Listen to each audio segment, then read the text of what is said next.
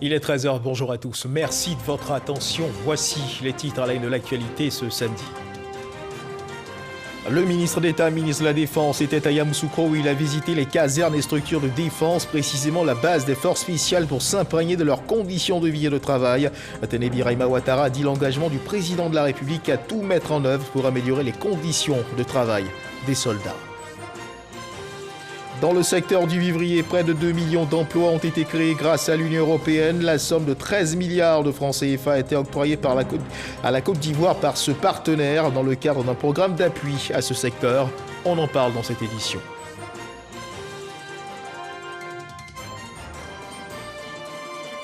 Ce samedi 26 juin 2021, tous les pays du monde commémorent la journée internationale de lutte contre l'abus et le trafic illicite des drogues. Une commémoration qui rime avec la Covid-19. Tous les acteurs de la lutte contre cette pandémie sont invités à prendre en compte les usagers des drogues comme potentiel vecteur de la maladie à coronavirus. Voilà pour l'essentiel.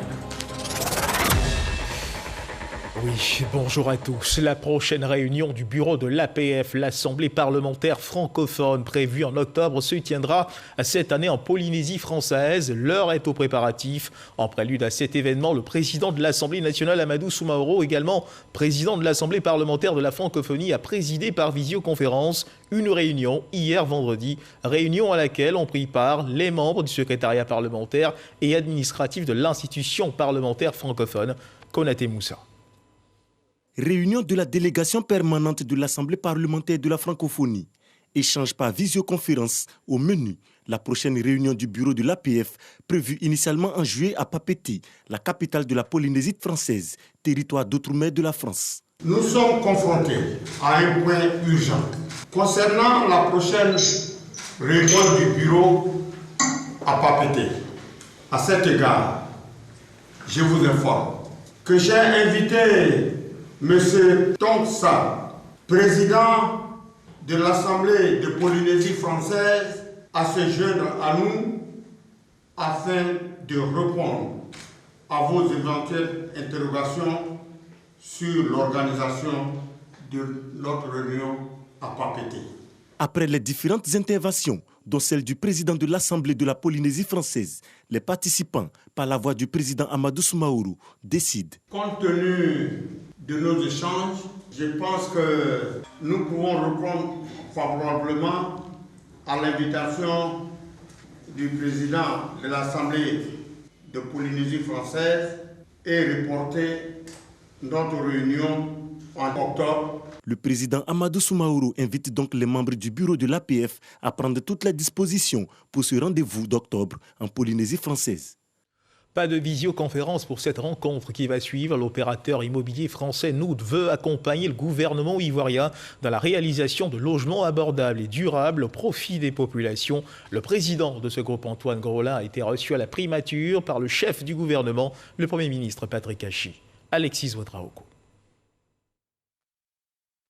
L'opérateur immobilier français Noud veut accompagner le gouvernement ivoirien dans la réalisation de logements abordables et durables au profit des populations. Ils l'ont indiqué jeudi au terme d'une audience avec le chef du gouvernement, Patrick Hachi. On a été reçu par Monsieur le Premier ministre pour expliquer le projet que nous avions sur le démonstrateur des maisons abordables qu'on a inauguré hier à Trècheville et dont d'autres sont en cours de développement, pour dire qu'on était une délégation d'entreprises françaises qui était fort attaché au développement et au dynamisme qu'on ressent ici en Côte d'Ivoire et qu'on a certainement beaucoup de choses à co-construire avec les habitants pour du développement ensemble. Le ministre de la Construction, du Logement et de l'Urbanisme, Bruno Ndabani-Koné, a salué l'arrivée de ce partenaire qui s'engage à contribuer à la résorption du déficit dans le secteur du logement. C'est la première entreprise française qui s'engage dans le domaine de la production de logements en Côte d'Ivoire. Pour nous, c'est déjà un premier grand pas. Deuxièmement, c'est une entreprise qui a une fibre forte sociale. Et pour faire du logement social, il en faut. Donc nous avons de gros besoins au niveau du logement en Côte d'Ivoire, 600 000 logements à peu près. Bruno Koné a lancé un appel à toutes les entreprises du secteur ayant la capacité technique et financière à investir dans la construction de logements à coût abordable. Reportage signé Alexis Ouedraogo, direction Yamoussoukro dans le secteur de la Défense. L'actualité, c'est cette visite des casernes à Yamoussoukro, initiée par le ministre d'État, ministre de la Défense, Teni Birahima Ouattara. Le ministre d'État, ministre de la Défense, a visité les casernes et structures de défense, précisément la base des forces spéciales, pour s'imprégner de leurs conditions de vie et de travail. Il a également visité le groupement numéro 2 de la garde républicaine. Il a dit l'engagement du président de la République, Alassane Ouattara, à tout mettre en œuvre pour améliorer les conditions de travail des soldats. Abou Sanogo. Yamoussoukro, base des unités d'intervention des forces spéciales. Elle abrite les unités commando Gamma, dont la devise est « toujours prêt au combat ». Cette unité est spécialisée au combat en zone urbaine, aux missions de renseignement opérationnel, de patrouille spéciale et offensive et à la lutte antiterroriste. Et l'escadron blindé, dont la devise est « Oser gagner ». La base de ces unités d'intervention des forces spéciales a reçu la visite du ministre d'État, ministre de la Défense Teni Birahima Ouattara. Objectif, s'imprégner des réalités de ces hommes. Une visite saluée à sa juste valeur par la hiérarchie des forces spéciales. Vous voir ici chez nous, ça nous donne le moral. Malgré le fait que nos hommes soient un peu partout à Diaké, à Abidjan et même à Yamoussoukro, cela ne nous empêche pas de remplir notre mission avec abnégation. Teni Birahima Ouattara a transmis aux forces spéciales les encouragements et les félicitations du président de la République, chef suprême des armées, et a dit son engagement à offrir aux militaires des conditions de vie et de travail meilleures. Je peux vous assurer que nous prendrons la tâche de vos responsables de l'état-major de l'armée pour voir ce que nous pourrions encore faire, pour faire en sorte que vous continuiez d'avoir donc des conditions de travail et de vie meilleures. Tout ceci matérialisé par l'inauguration de 2 bâtiments troupes R+1 d'une capacité d'accueil allant jusqu'à 200 personnes. Ces bâtiments comprennent 12 chambres entièrement équipées, 2 grandes salles d'eau, ainsi que des aires de rassemblement pour la troupe. À l'issue de la visite de ces infrastructures, le ministre d'État, ministre de la Défense Teni Birahima Ouattara, s'est rendu au groupement numéro 2 de la garde républicaine de Yamoussoukro.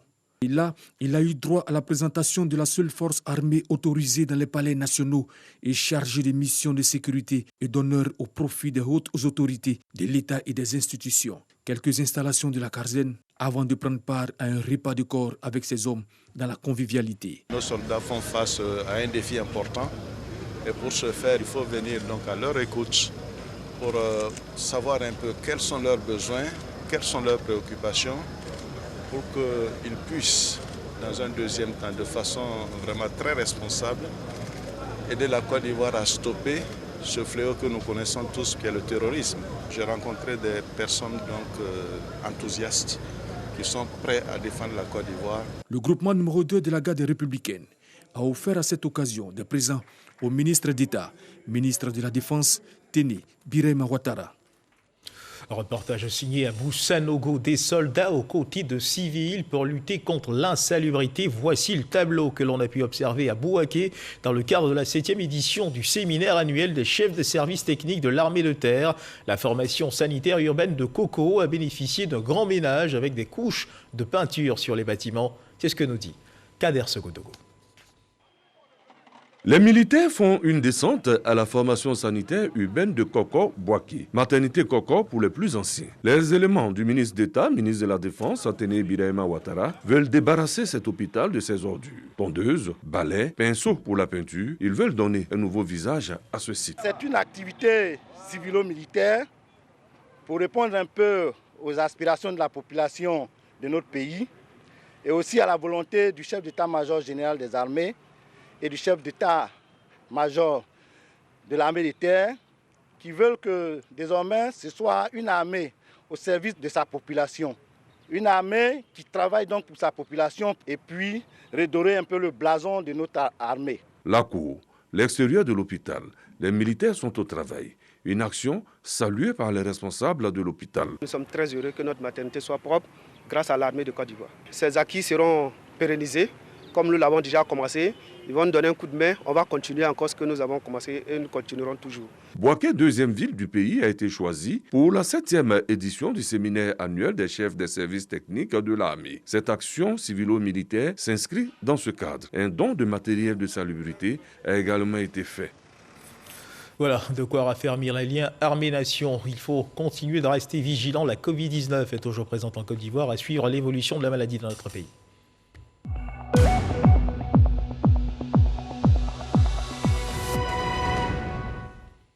Le ministère de la Santé, de l'Hygiène publique et de la couverture maladie universelle a enregistré hier, vendredi 25 juin 2021, 20 nouveaux cas de Covid-19 sur 2339 échantillons prélevés, soit 0,8% de cas positifs, 23 guéris et 0 décès. À la date du 25 juin 2021, la Côte d'Ivoire, notre pays, compte donc 48 137 cas confirmés, dont 47 715 personnes guéries, 311 décès et 111 cas actifs. Le nombre total d'échantillons est de 699 078. Le 24 juin, 1628 doses de vaccins contre la Covid-19 ont été administrées, soit un total de 740 391 doses administrées. Le ministre de la Santé, de l'Hygiène publique et de la couverture maladie universelle invite toutes les personnes de plus de 18 ans à se faire vacciner dans les centres de vaccination.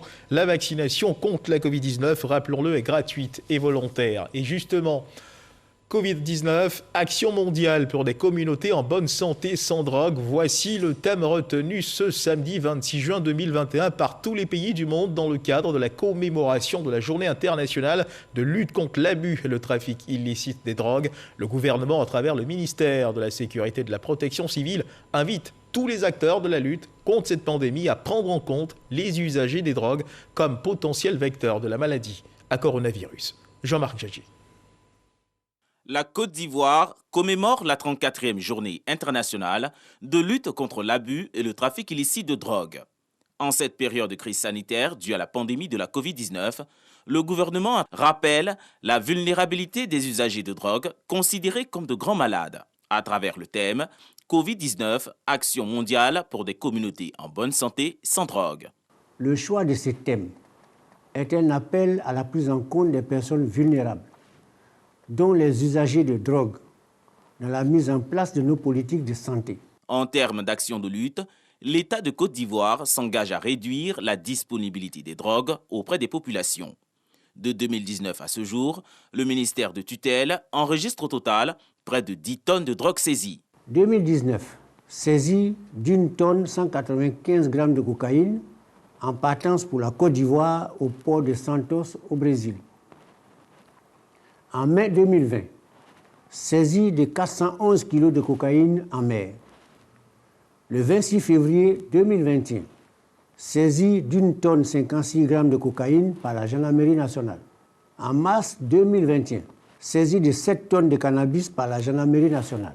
Pour cette célébration, le gouvernement implique les acteurs du monde universitaire, en particulier la jeunesse. Il faut bien noter que la célébration de cette 34e édition au campus universitaire de Cocody est une occasion, une opportunité pour inciter les étudiants et les enseignants des universités de Côte d'Ivoire à apporter des solutions innovantes. Chers amis jeunes, la drogue a des conséquences dramatiques sur l'individu et sur la société. Le gouvernement vous exhorte donc à vous en éloigner. La Journée internationale contre l'abus et le trafic de drogue vise à promouvoir le partage des risques sur la santé des toxicomanes afin de sauver des vies, selon l'Office des Nations Unies contre le crime et la drogue. Toujours dans les sillons de la lutte contre la drogue, après Abidjan, un projet dénommé Yapadra vient d'être lancé à San Pedro, la deuxième ville économique du pays. C'est un projet de consolidation et d'extension d'une offre de soins adaptée, intégrée et accessible en direction des personnes usagères de drogue précaires. D'ici 2023, 8000 personnes consommatrices de drogue vont bénéficier d'une offre de soins adaptée et intégrée. Sam Conan. C'est une amie qui venait de temps en temps derrière une grande sœur à moi. Au fait, elle avait mon giga pour venir me dire que viens, je vais te montrer une bonne chose. Donc c'est dans ça ma curiosité a fait que je l'ai suivie. Et elle m'a montré la drogue. Et puis elle m'a donné de tirer. Donc j'ai commencé à tirer. Et voilà comment j'ai commencé à être accro de ça. Tel est le témoignage de cette jeune fille anciennement usagère de drogue. Et quand elle en consommait, ce n'était pas n'importe quelle drogue. Au temps où je fumais, c'était le yo et le pao. C'est une dose qui est très forte. Cette dose, même quand tu prends, tu es hors de toi. Aujourd'hui, cette jeune fille a décidé de ne plus être hors d'elle. Elle ne fume plus la drogue. Et cela grâce à une sensibilisation et une prise en charge. Et grâce à Prosam et puis les projets ont fait que de jour en jour, ils passaient au ghetto pour venir nous rendre visite. Et grâce à eux, il a arrêté la drogue à là. Et puis en tout cas, je conseille mes amis d'arrêter la drogue. Comme elle, le ministère de la Santé, de l'Hygiène publique et de la couverture maladie universelle et ses partenaires entendent aider plusieurs usagers de drogue de San Pedro à sortir de ce milieu. Pour éviter que ces jeunes rentrent dans la drogue, avant d'essayer de les en faire sortir, ce qui est d'ailleurs difficile. Donc, prise en charge des usagers de drogue, mais cela va être accompagné dans la région de San Pedro de vastes campagnes de sensibilisation en direction de toute la jeunesse. Ce programme qui a débuté à Abidjan vient d'être lancé ici à San Pedro. À travers le projet de consolidation et d'extension d'une offre de soins adaptée, intégrée et accessible en direction des personnes usagères de drogue précaires. La troisième phase d'un projet qui vise l'extension au-delà d'Abidjan, d'un projet donc de réduction des risques qui s'appelle Yapadra, à destination des personnes usagères de drogue précaires. Nous allons aller non seulement prendre en charge les usagers de drogue au niveau de notre centre et aller aussi dans les ghettos pour nous approcher des bénéficiaires pour leur donner des soins. Ce projet de lutte contre la drogue va s'étendre sur 3 ans et vise à terme 8000 personnes usagères de drogue. Retour à Abidjan, parlons d'économie à présent. La journée internationale des micro, petites et moyennes entreprises sera célébrée officiellement demain 27 juin. Mais avant, des panels, exposés et échanges ont été organisés par le ministère de la promotion des petites et moyennes entreprises, de l'artisanat et de la transformation du secteur informel. Les mesures d'aide aux micro, petites et moyennes entreprises en période de Covid-19, bilan et perspectives. C'est autour de ce thème que se tient cette célébration. C'était dans la commune du Plateau, en présence du ministre Félix Anoblé. Laure Goretti, Jean-Marc Djadji. La Côte d'Ivoire veut accompagner plus efficacement les micro, petites et moyennes entreprises, PME. Mais la plupart des acteurs du secteur demeurent encore dans l'informel. Pourtant, elles constituent une part importante dans l'économie ivoirienne, d'où la valorisation des petites et moyennes entreprises. Une PME doit avoir un statut. C'est tout simplement pour permettre à l'État de connaître cette entreprise. Si nous ne savons pas combien de PME il y a, nous allons nous tromper quand on va mettre en place ces politiques de formation. Ce 27 juin, c'est la journée internationale des micro, petites et moyennes entreprises, MPME. La célébration de cette journée est l'occasion de revenir sur les efforts entrepris par l'État pour aider les entreprises en cette période de crise sanitaire due à la Covid-19.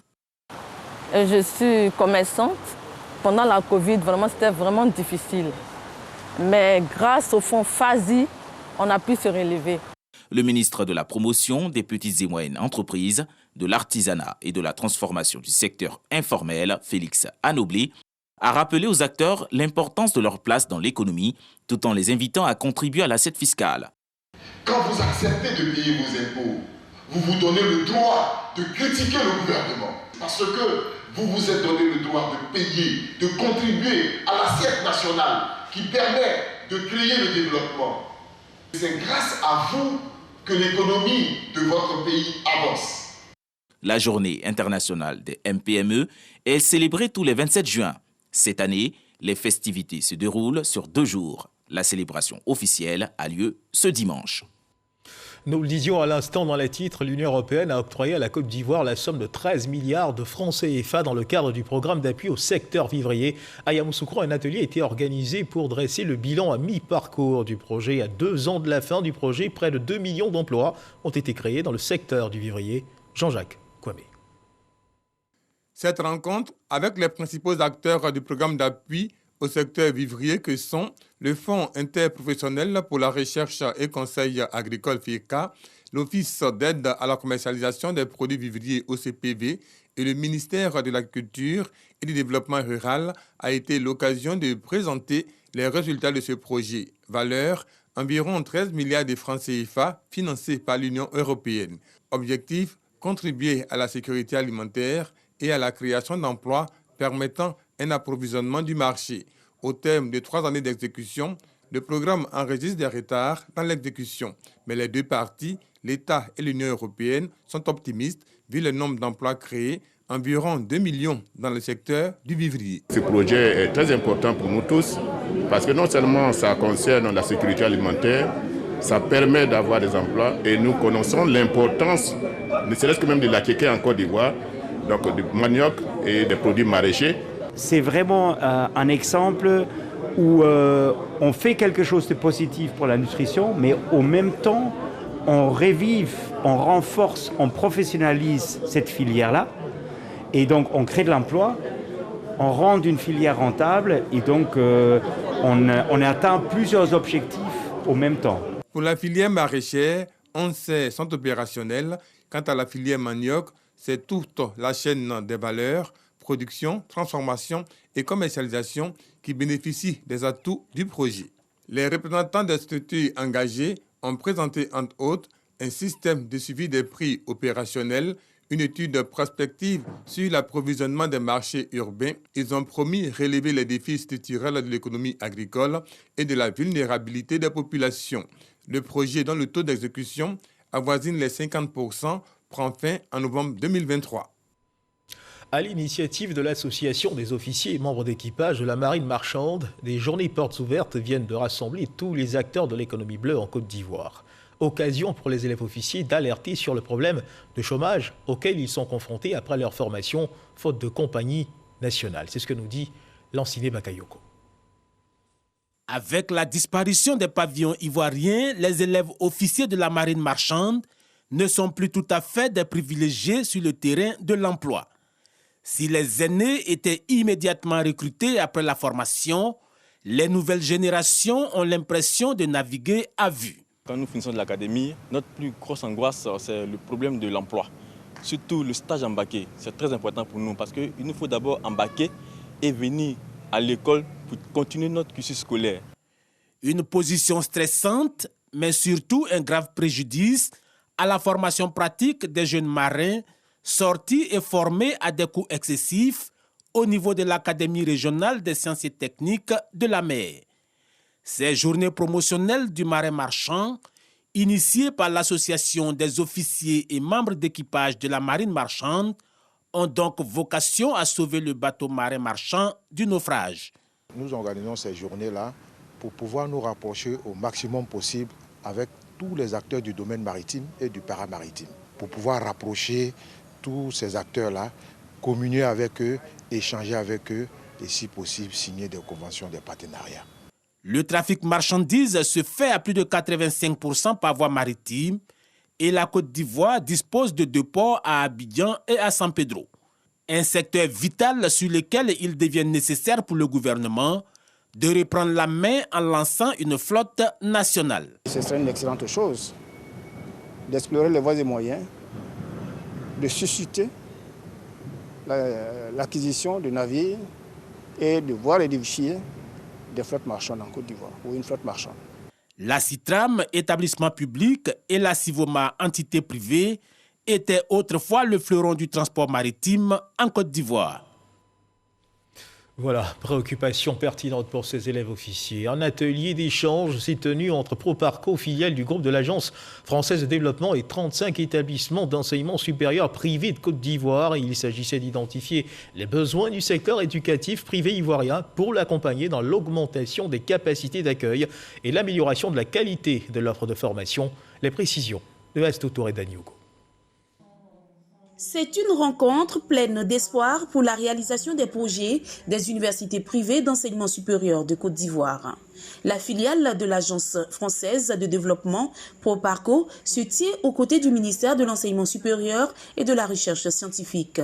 La rencontre a pour but de mieux comprendre les enjeux et les défis rencontrés par les établissements d'enseignement supérieur et d'identifier les projets que Proparco pourrait être en mesure d'accompagner. C'est plus de 90 milliards de francs CFA qui ont été mobilisés à la faveur des contrats de désendettement et de développement, mais aussi de prêts souverains cofinancés avec le groupe de la Banque mondiale en appui au Centre d'excellence d'Afrique.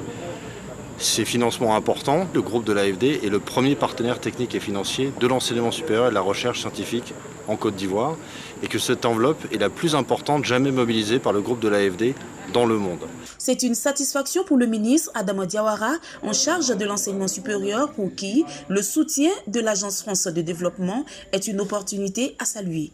Il se dit convaincu que les financements attendus seront bien exécutés par les établissements, favorisant l'aboutissement à une adéquation formation-emploi. Il se trouve que cet enseignement supérieur privé est confronté à un certain nombre de problèmes, dont la difficulté d'accès au financement.